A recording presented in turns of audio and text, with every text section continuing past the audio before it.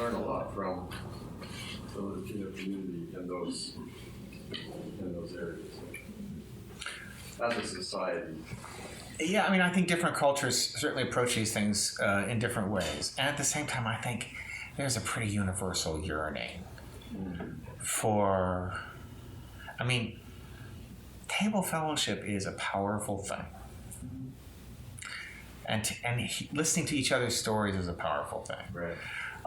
And we find it touches on our board people across all these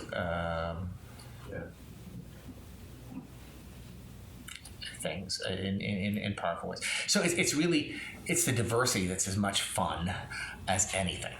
I mean, at least a couple times a week, people are cooking meals for each other at the healthcare center. Yeah. Different people cooking. I mean, I got this one woman, Maria. She'll do 100 homemade tortillas for lunch for the staff. Holy moly! Right. Yeah. Just, anyway. So, people love. What does it say when people love to cook for you? When people love to cook for each other. What does that mean? What does it say about valuing each other? I'll tell you another brief story about staff, which is about these kind of bridging things.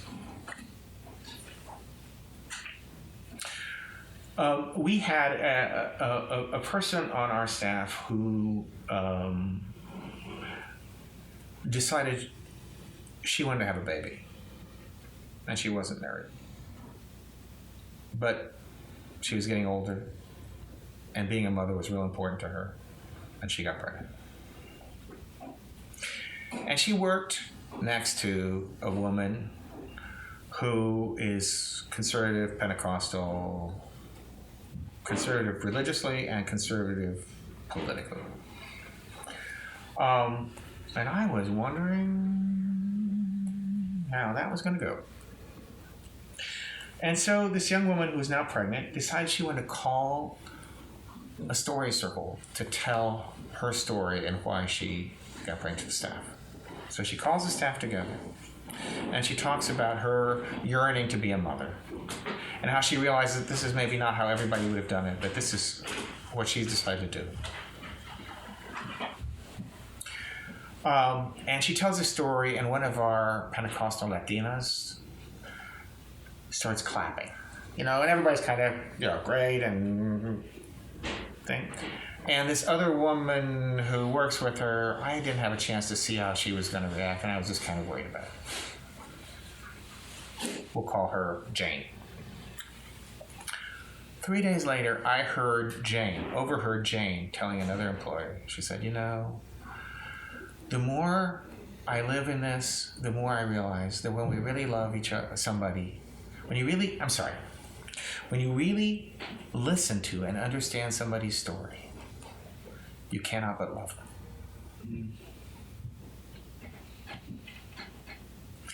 And I thought, okay, this is what authentic community needs to be about, right?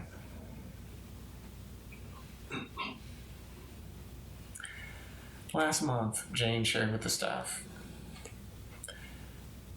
the fact that her daughter came to them, her and her husband, with her boyfriend, who is an undocumented Mexican, and said, we want to get married, and we're going to be facing so many difficulties in the best of times. We don't want to do it without your blessing. And so these religiously and culturally and politically conservative people bless their daughter in this. And she shared this with staff and said, without the healthcare center, I never would have been here.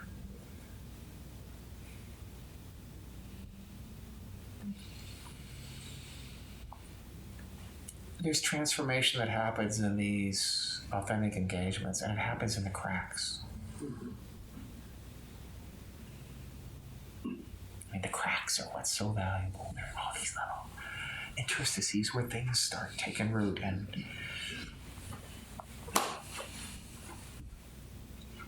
so those are the things that give me hope.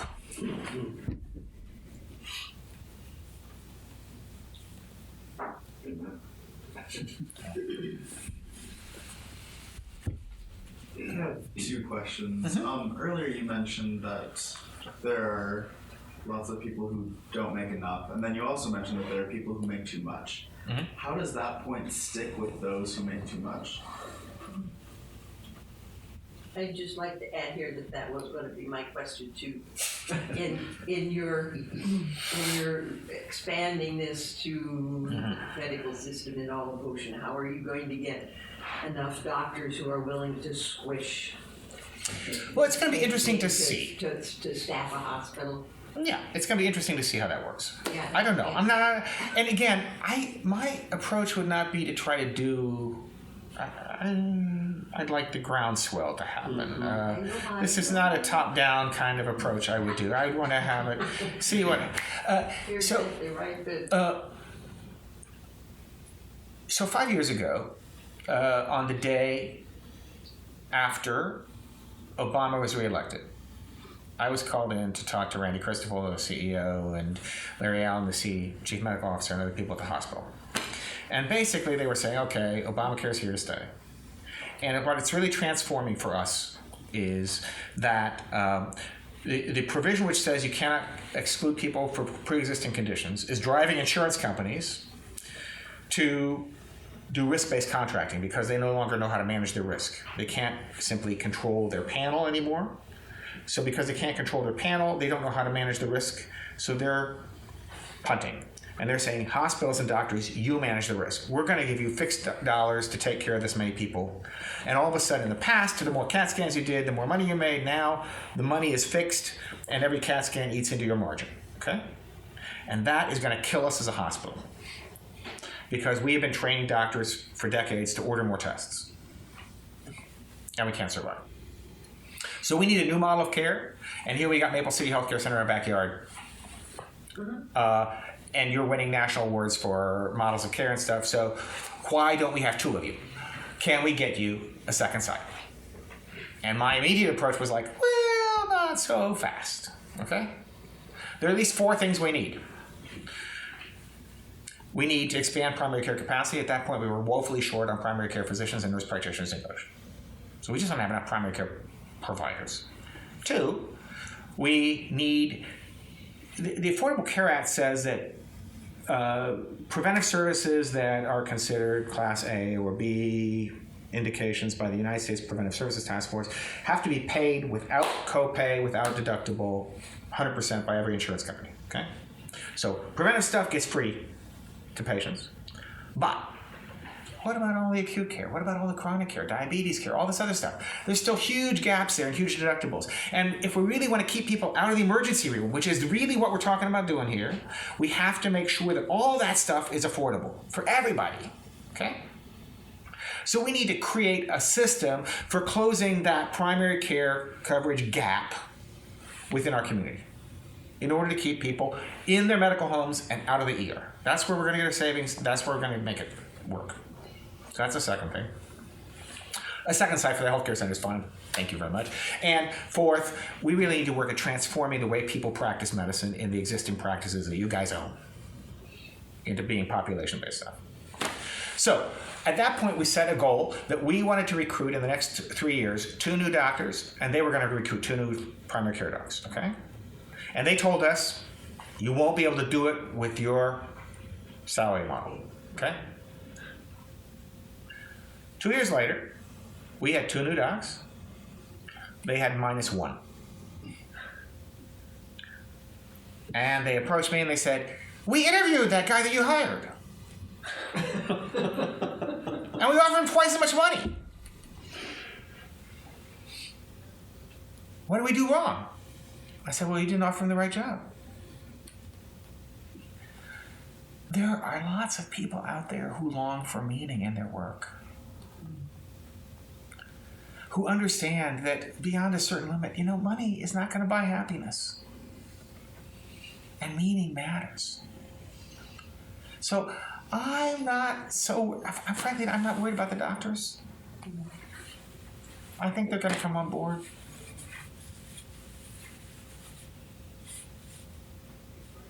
They know they're making more than they need Given to. enough time. Yeah. My second question is, this sounds like an intersection of healthcare and restorative justice. Are you familiar with restorative justice, and does that sound like an accurate assessment? It is. Yeah. I mean, I think what this is about is creating just social structures. And the healthcare stuff is just a manifestation of that.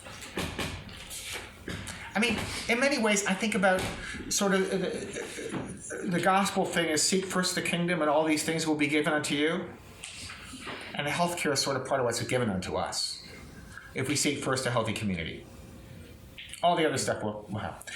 We are really working at trying to figure out how do we create a model where marginalized peoples throughout our community are invited to sit at the head table. So that means undocumented people, poor people, people who don't speak English, LGBT, people who've experienced trauma, people with mental illness, people who've been in prison, people who are addicted. I'm sure there are other groups. How do all those people not find a crumb under the table? How do they find a seat at the head table? They are all central parts of our community. And they all need a dignified place at the table. And I'm increasingly convinced that in every one of those categories, we as a staff have a very hard time really doing our work well until those people are part of our staff. Mm-hmm. So how do we develop a staff that's inclusive in that kind of a way? So that we can serve a community that's inclusive in that kind of way. I don't know, does that make sense? And then healthcare will flourish. We do have Although, an explicitly restorative justice story about a young. a guy, yes, we'll call him Chris. This had happened a long time ago, but we were beginning a renovation project at the healthcare center, and we'd never had problems with break-ins, and all of a sudden we started having some break-ins. And the first time somebody broke a window and got into the place, and we had a little cash box, had $50, and it was in a drawer, and used something to try to pry the cash box open and didn't get it open. Left it there. So we fixed the window and did that stuff, and we hid the cash box under the copy machine. And pretty soon they broke it again, and this time couldn't find the cash box, and left a handwritten note on the top of the copy machine that says, "Where's the cash, asshole?"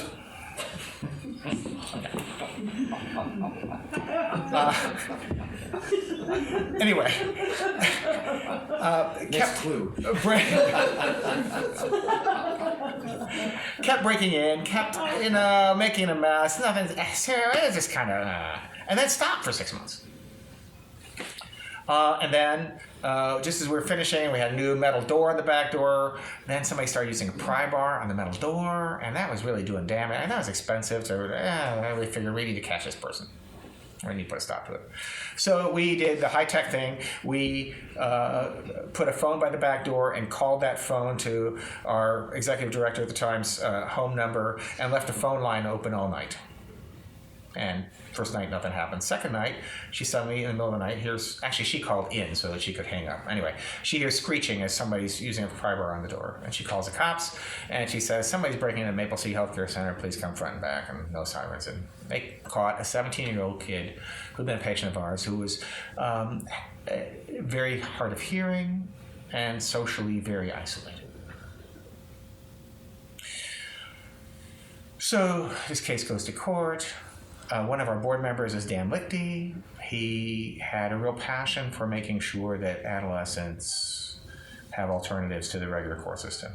And he went to bat for this kid. And the judge, they ended up sentencing him to do some public service and cleaning up stuff around the healthcare center, so many hours of public service. And he would come around and be picking up trash or cleaning out the gutters or this or that. And he was always a sullen kid. Just not a happy camper. Well, asset-based stuff. We had a group of people who like to cook. Some patients whom we identified who like to cook. Some Anglo patients, some Latino patients. And we had a supper club, essentially, at the healthcare center, where they would alternate once a week. They would always, on Wednesday evening, they would cook. One family or another would cook, and they'd take turns. And they would get around the table together and learn Spanish and English. Okay? Maybe you don't think of that as being what a healthcare center does. That's the kind of thing we do. So they had this kind of supper club. And one time, instead of usually he was there on Tuesdays, one time he was there on a Wednesday. And they said, why don't you come join us for supper? He went running off home, brought some banana bread that he had baked because he wanted to bring something too. Okay? From then on, he always came on Wednesday. And he always stayed for supper. Okay? And all of a sudden, this kid started smiling. And he started walking around the neighborhood with his dog to make sure nobody messed with the healthcare center stuff.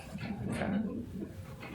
And one day, Barb and I were walking through the neighborhood, and all of a sudden, he's come bounding off his front foot. Hi, Dr. Garrett.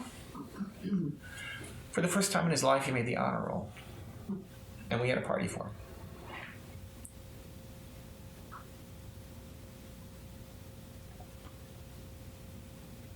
Stuff happens.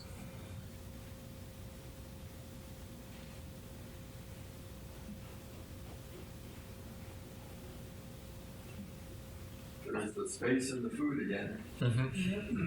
That was several years ago. What happened? That was a long time ago. That was our first. That was probably 25 years ago. As far as I know, he's still in the community. He was working downtown a while ago. I saw him. That could have turned out very differently. Yeah.